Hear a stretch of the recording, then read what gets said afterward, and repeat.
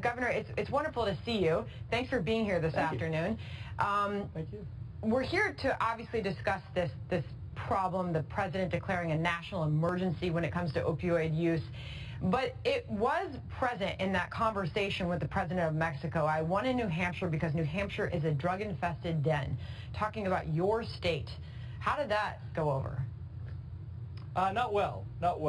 Look, the president does speak in a lot of hyperbole. What he said was wrong. Look, New Hampshire enjoys the fastest growing economy in the Northeast. We still have an incredibly high quality of life. We're still the best state to live, work, and raise a family in spite of the crisis. We do have a drug crisis here.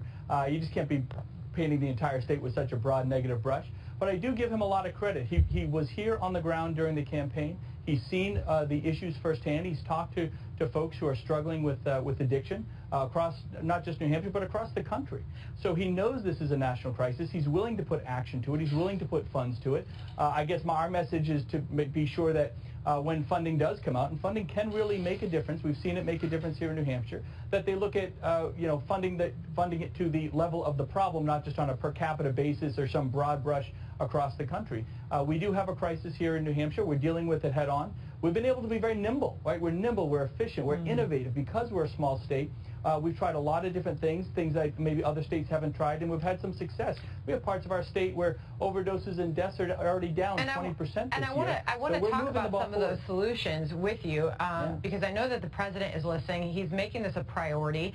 But this is the reality of the situation. In 2015, these are the numbers that are so alarming. The 5 states with the highest rates of death due to drug overdose were West Virginia, 41.5 out of 100,000 deaths. In your state, New Hampshire, the second biggest number, 34 plus out of 100,000 deaths.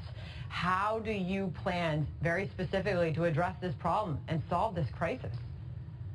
Well, again, we've done a couple things. First, we doubled what we call our alcohol fund. That's money that goes to treatment and recovery. We're trying new ways of treatment. We're not dealing with this drug crisis like they were dealing with it 5 and 10 years ago. This is a whole new drug, whole new level of addiction.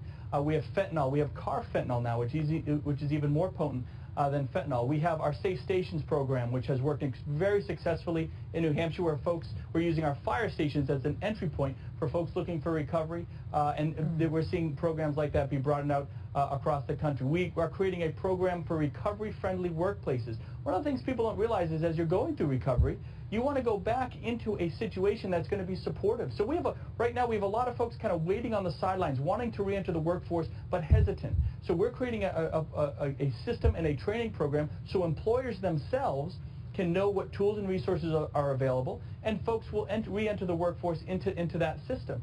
So by doing a lot of these things, by pushing the envelope a little bit, again, we've already seen some good results. You can't claim victory on this. I don't think anyone's going to be claiming victory in this issue for a long, long time. But again, we have some wind in our sails. We're seeing some real progress. We want to make sure we have the funding to keep going forward, keep being innovative, and be a model for the rest of the country. It's nice to hear, nice to get that update directly from you, the governor of that state. Meanwhile, there's another governor that we need to talk about here, and that's Governor Scott, because you are challenging the governor of Vermont to a drag race. What is going on here? You've been tweeting all day about this with a school bus of all things. Oh, I love the school. So last week I was drag racing with 2 school buses. I was in a school bus drag racing for charity to raise awareness for education. Governor Scott has become a great friend. He's really one of the best race car drivers in the country. People don't realize how good of a driver he is. So we thought it'd be a great idea because we get along, we're dealing with a lot of the same issues, to maybe have a drag race, maybe do it for a charitable cause or something, bring some awareness to it, have some fun with it.